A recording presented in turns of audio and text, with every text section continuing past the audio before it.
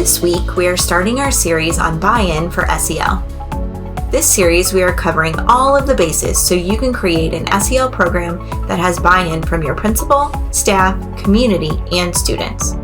Today's episode, we are going to play a quick game of Would You Rather, share some of the best ways to get your administrators to buy into implementing an SEL program at your school, and we will finish things off by answering our question of the day. I am your host, Michelle Shepard, and I am joined today by my trusty co-host, Caitlin Baldwin. We are just two middle school counselors in the trenches wanting to share our unfiltered SEL tips and tricks that we have learned and developed over the years with you.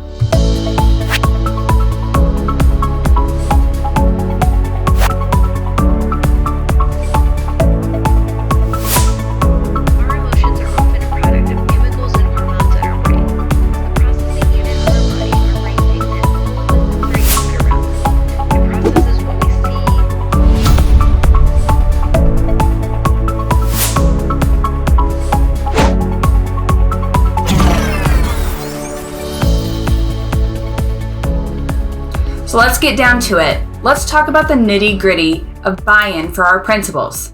Some of us have amazing administrators, that they want to listen to every single idea that we have, and some of us don't. And that happens. So what can we do to help those of us who don't? Because in reality, we know there's many of us out there feeling like we're drowning in those negative student behaviors. We seem to get those office referrals after office referral, and no changes are seen with those kiddos. We feel like we're stuck, and sometimes we feel alone. Oh, so true. Yeah. But we can bring an SEL program to the table to get our principals on board. We will dive deeper into that into a bit. So, we are going to start with our game. These games, we want to bring you every episode, one, because they're fun for us to do, but also just to give you something that you can do with your students in a small group or in your classroom, something that kind of builds safety and a place where they have a voice so that you can implement those SEL lessons as you move on, kind of creates buy-in with the students. So today's game that we're going to share with you is Would You Rather. You've probably played this before with your students, but Caitlin, I have the best would you rather question for you. Oh man, hit me with it. Okay. Would you rather have a bottle of glitter spill in your office or find mouse poop on your desk? Oh man, can I answer neither? Because both of those sound terrible. I think as gross as it sounds, I'd rather find the mouse poop. Because the glitter, I just feel like I'd never get it cleaned up. Like, no matter how hard I tried, it would always be there. You just find the glitter specks. Oh my gosh. Ew. But, the mouse is on your desk. If it pooped there, the mouse climbed on your desk. But that means, I can get a Clorox wipe and just, scrub it, and it's gonna be bleached. It's just bleached. Whereas, the glitter, I still feel like it would be everywhere. And then I would get it in my hair or on my face, and the kids would say something to me of, why do you have glitter all over you? And it would just be there forever. Well, that's true. You can't get rid of glitter. What would you do? Which would you rather have? Oh, glitter. I mean, I don't like glitter. Glitter gets everywhere. You can't get rid of it. But, I don't want a mouse on my desk. That's my space. That invades my space. He is invading my personal space. Mouse are gross. Mice are gross. Mouses, mice. They're all gross. Mice. Mice. Mice are gross. Yeah, but they're kind of cute. Little fluffy. It's not like a rat. It's a mouse. Okay, they're tiny. But remember the mouse that stared at you from the teacher's lounge? Was he cute? There was a mouse who did stare at me while I had a student in my office. I may have been a little distracted. I don't remember what we were talking about. He was cute, though. He was white, tiny little guy. I was a little worried that he would come to my office rather than stay in the teacher's lounge. Thankfully, he made the right choice of staying in the lounge. But I still think I'd choose the poop. Ooh, I don't like glitter, and I don't want to clean it up, but I will take glitter over mouse poop, hands down, because that means there's a mouse there. Oh, man. Well, varying opinions, I guess. Right? All right. Moving on to principal buy-in. So I want to start with a little story. Caitlin, you can probably add your version of the story as well, your own story. And I remember starting at the middle school, we had no counseling program whatsoever. And it was chaos all the time. Like, I kid you not, chaos. I remember sitting in my office and a student screaming at our assistant principal, "Stop looking at me with those eyes." Oh my gosh. It was tears every day, to the point that everyone made fun of me and they were like, "How many people did you make cry today?"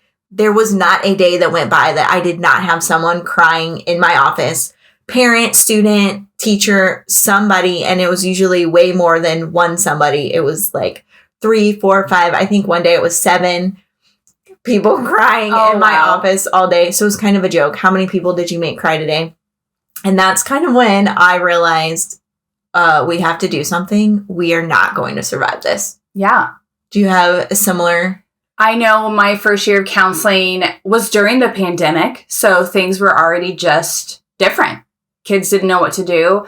And I remember just the blank stares and kids, like, they didn't even know how to talk to each other. They didn't know how to talk to adults.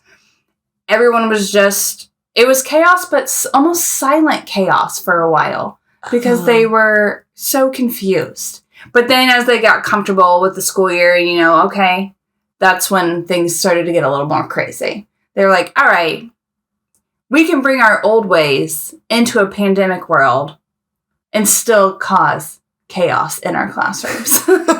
Even with smaller number of students in the classrooms, they found ways. If they only used all those skills for good instead of bad, right? They'd be unstoppable. They're little geniuses, but for the wrong way sometimes.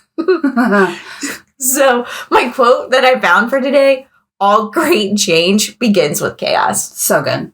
Right? And I have no idea who wrote that. It didn't have... It's true, though. It didn't have a name. Whoever that was, very wise person. Yes. So, we have all this chaos. How do we get our principals to buy into changing it? Usually, they're probably seeing some of it, whether it's just the discipline side and they're seeing an increase of referrals, or they're seeing that we're losing our minds and running around like crazy. I would assume most principals have an idea that there's an issue. So how do we get them to just buy into fixing the issue or how to fix the issue? And for me, one of the greatest catapults in changing that culture and changing the things at our school was really working towards the Ask a Ramp program. And so if you don't know what the Ask a Ramp program is, ASCA is the American School Counselor Association, and RAMP stands for a Recognized ASCA Model Program. And this is essentially a data-driven school counseling program.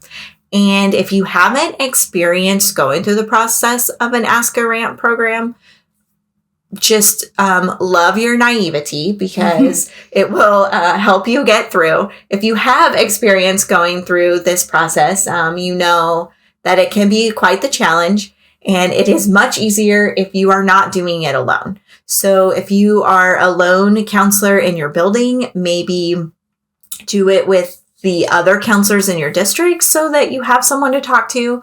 If you are not the lone counselor in your building, you definitely need your counseling team on board with you. And it's very beneficial if you have other people in the school on board with you because it is a significant amount of work to do it. However, that being said, that significant amount of work has changed so much for our counseling program because you start out kind of gives you the guidelines of what you need for a data-driven program. And so you're really building something that works perfectly for your school and your building, which is really cool. And one of the things that is kind of hated but loved at the same time is keeping track of your time and how you use your time, which is really frustrating if you've never done that before to like actually keep track of it. However, the outcome of keeping track of all that time is to see what are you doing with all your time. So are you babysitting kids? Are you actually seeing kids? Where's that time going? Are you teaching lessons? Do you have time to teach lessons? So pulling that data of your time so your principals can see, hey, like, you know, how much time are you using? Right. I I wish you guys could see me. I'm just sitting here nodding my head at every single thing Michelle is saying. I'm like, yes, girl, preach this. Us counselors, we understand. We hear you. We're really talking about that student data, like circling back to those principals who maybe aren't as supportive or giving you the things you're asking for. Like those principals, they thrive on the data. That's their job. That's what they live for. Give it to them, people.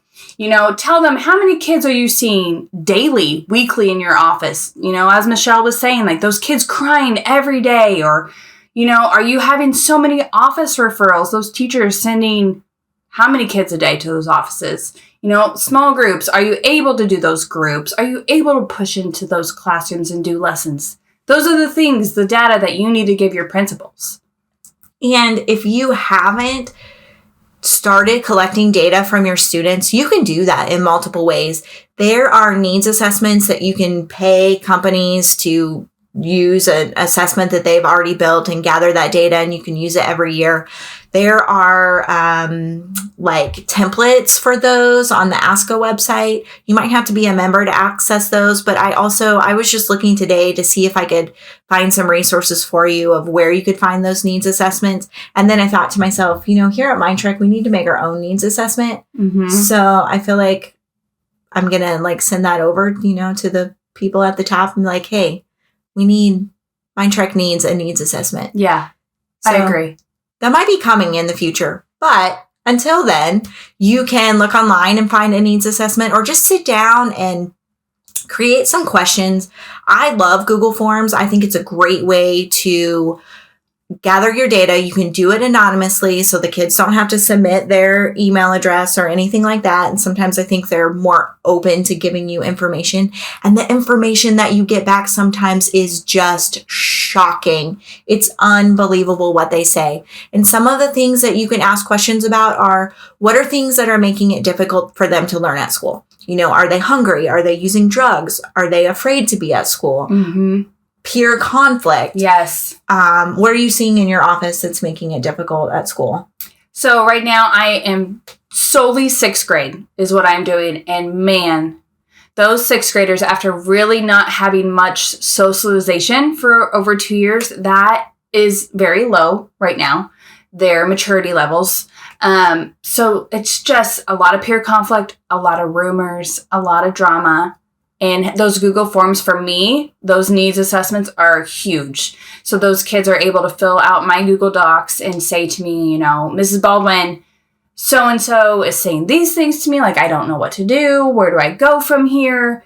So the fact that they feel comfortable sharing those things through a form and maybe not having to say it to my face initially or to somebody else's face because they feel uncomfortable or they don't know what to do. It's a good tool. Oh, that's awesome. So not only are you doing a needs assessment school-wide to see the data, you're letting the kids talk to you constantly and give you that information all the time. Right. Oh, how amazing. Mm-hmm. So look for a needs assessment, and from there you can see what are the needs of your kids, where are they struggling, and it's self-reported. So you really hear straight from their mouth the issues that they're having trouble with, which I think is just so cool, because you can build a program that works for your students, and those needs assessments change every year, which is fine, because you can change the goals of your counseling program every year. Right. I feel like every year things are different. And you can share those needs assessments, again, back to with your principal. It's just showing them another piece of data. So it's good for yourself as a counselor, but it's also great to give that information to your principals. I love it. Yeah. So let's talk about benefits of the SEL. Things that we want to share with our principals specifically, and I cannot emphasize this enough, why it is so important. It is important, guys. SEL matters, and we need to get those principals on board with us. So let's just talk about a few quotes that we have for you. So early intervention reports from Universal Social and Emotional Learning, which is SEL, interventions have good evidence of enhancing young people's social and emotional skills and reducing symptoms of depression and anxiety in the short term. So to dive into that, the early intervention report, it's actually from the UK, and they are showing that SEL is actually reducing symptoms of depression and anxiety. And I know, at least I'm with 8th grade right now, my kids are struggling so bad with anxiety and depression. Yes. The pandemic really did a number on them. I agree completely. So knowing this information, we know SEL is helping reduce that anxiety piece, which is huge across the world. Yeah. Really. It's everywhere. So, all right, let's look at our next stat. Castle reports that students participating in SEL programs showed improvement in classroom behavior, an increased ability to manage stress and depression, and better attitudes about themselves, others, and school. So this right here is saying our kids are not getting in trouble as much. They're staying in the classroom more. They're able to get along with their peers. They're able to show empathy to their peers. Plus, their academics are increasing. Their stress is decreasing. And they're showing less signs of depression. Which Amazing. Is awesome. Yeah. Right? I mean, that's everything we want. I think teachers would jump for joy with this information. Right. Really? In their classrooms? Man. Keeping kids in class. That's what we want to do. That's what we want to do. So our last quote today came from Columbia University, and it's published in an article in the Journal of Cost Analysis. And it reports that SEL has an 11-to-1 return on investment. So, your principals are all about the money. Are they going to put in the money to buy an SEL program? Here's the data for them. So this means for every dollar that's invested in an SEL program, the school is going to see an $11 return on that investment. So you can share this with them. This came from Columbia University. And again, it was published in an article in the Journal of Cost Analysis. So you can share that with your principals. Show me the money. Right? Wow. That's huge. All right. We're going to wrap up our segment of this show with our question of the week. This is where we want to hear from you guys and answer those tough questions. We're called LCL Unfiltered for a reason, guys. Email us your questions at podcast@themindtrek.com. This week's question is simple. What is SEL? So we spent an entire episode talking about getting principal buy-in for SEL. Right. And what if you don't know what SEL is? I mean, most of us do, but right. I mean, there's new counselors. There's people out there that just heard it and are too embarrassed to ask what it means because, well, nobody wants to look dumb, right? So I don't. Sometimes I'm like, oh yeah. Right? Okay, so the simple question of the week, what is SEL? So please send us your questions because we want to answer the hard questions, not just the simple questions. Right. SEL stands for social and emotional learning. And historically in school, we're teaching math, science, social studies, language arts, reading. And SEL really refers to all of those other life skills that get taught in school that maybe didn't always have a name for them, but sort of your soft skills. So SEL really refers to, as it says, social and emotional skills. So identifying your emotions, regulating your emotions, reducing your stress, that anxiety piece, that depression piece. How do you deal with what's going on inside of your head? But more than that, understanding who you are and understanding others. It's okay to be different. Understanding how to interact with others, how to have empathy for others. The empathy piece is huge. Right? Those masks really, really impacted empathy, I think. Yes. Yes. And just as, we have social media and phone usage and all of that, just SEL, I think, is huge, too, with helping with how to interact with each other behind a screen. Yeah, totally. Yeah. And then relationships. How do you build relationships? How do you have a friend? What is a good friend? What is not a good friend? How do you act as a good friend? Right. And then how do you work together in a group? I mean, we've been isolated for so long. We really need to rebuild those group skills. How do you interact as a group? How do you work with a partner and not by yourself? And then decision-making skills, because we know, at the middle school. Middle school is a tough time, my friends. We know this. Making good choices is hard. It is. We may have made t-shirts that say, make good choices. Oh, those are so good. They're great. So thanks for hanging out with us today. Please send us your questions. We want to hear from you. We want to make sure that we are giving you the information that you want to know. We will see you again next week.